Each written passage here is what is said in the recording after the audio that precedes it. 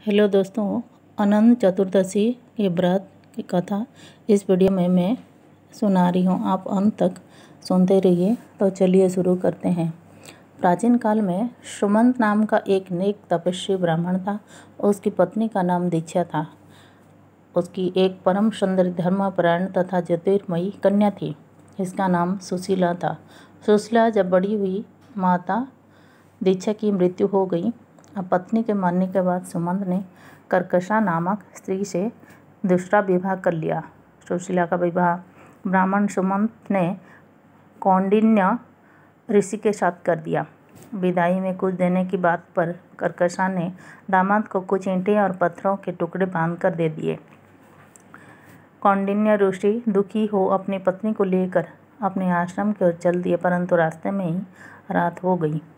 वह नदी तट पर संध्या करने लगे। सुशीला ने देखा वहाँ पर बहुत सी स्त्रियाँ सुंदर वस्त्र धारण कर किसी देवता की पूजा कर रही थी।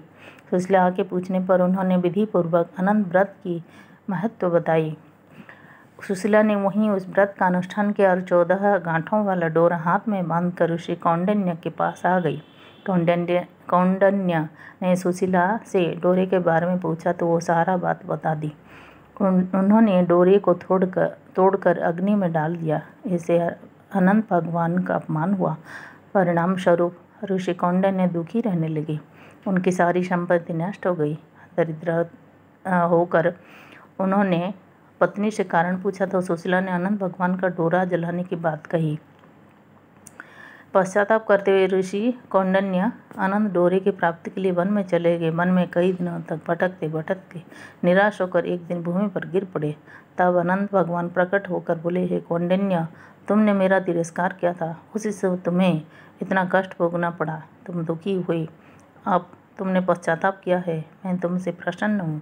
अब तुम घर जाकर विधि पूर्वक अनंत व्रत करो। 14 वर्ष पर्यंत व्रत करने से तुम्हारा दुख दूर हो जाएगा। तुम धन धान्य से संपन्न हो जाओगे। कौंडिन्य ने वैसा ही किया और उसके सारे क्लेश और कष्ट मिट गए और सुख संपत्ति प्राप्त हो गई।